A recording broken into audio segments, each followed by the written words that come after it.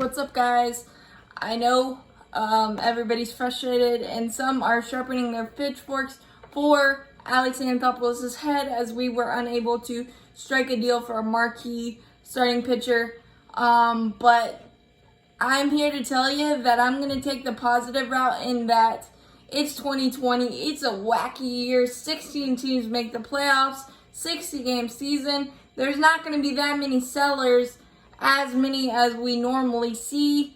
And case in point today, there were a lot of trades that happened, but with the Braves' top-heavy farm system, the asking price is going to be a lot steeper than other teams because our blue chip, highly touted prospects are almost ready for major league action.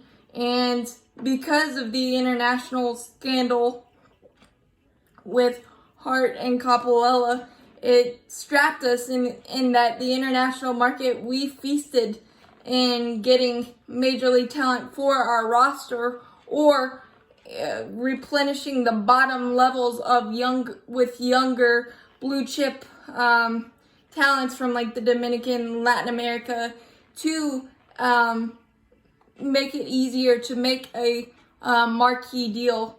Because with our so top-heavy farm system, the prices for marquee starting pitching, especially controllable marquee starting pitching, is going to start with Pache and just get worse and worse.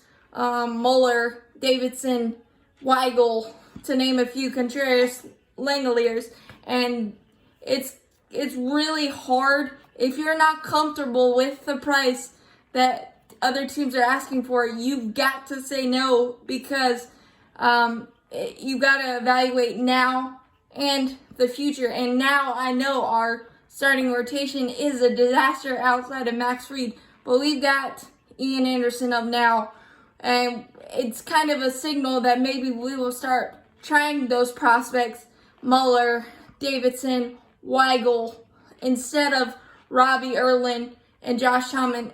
At least that's what I hope happens, because what's the worst they're going to do? Pitch 4 innings? That's what Robbie Erlin and Josh Tomlin are doing now. So I am trusting in AA and the front office and the player development staff that just because we as a fan base want a shiny new toy of starting pitcher Lance Lynn or Mike Clevenger or Mike Minor or Robbie Ray, which, by the way, those last two, that's Robbie Ray is just a clone of Sean Newcomb, and Mike Minor is like 1-5 with a 5.62 ERA. Taijuan Walker he's been better, but a 4 ERA.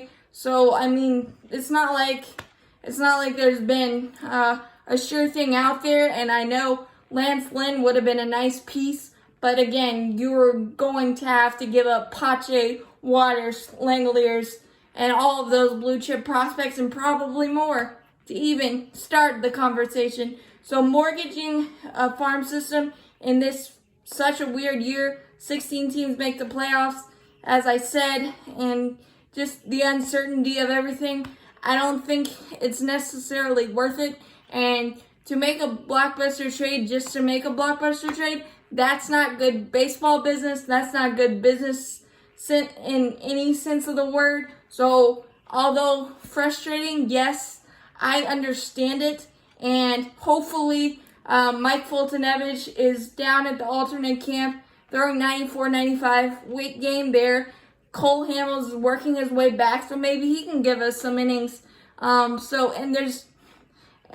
hopefully we'll start using those young guys. Schuster is another one that comes to mind, to see what these guys got and see what our player development system has done with the starting pitching, because we have a lot of pitching. We just need to unleash these guys and see what happens.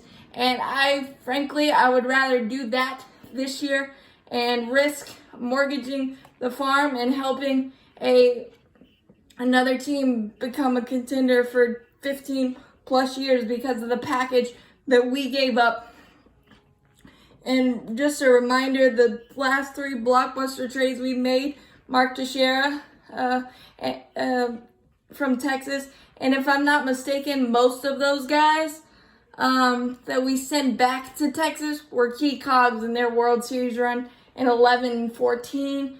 And Hector Olivera, who ended up being a criminal, so that really didn't work out. And then Michael Bourne. So I'm all for improving your team, but it also can't hurt you in the long run either. This is a game for what you've done for me lately and the future, and it's a hard, delicate balance this year. It's just weird, and I'm happy to have baseball, and a reminder is that we're still in first place, 19 and 14, with a laundry list of things that have gone wrong. We've got Max Fried, we got Ian Anderson, and hopefully we unleash some of those prospects and see what they got.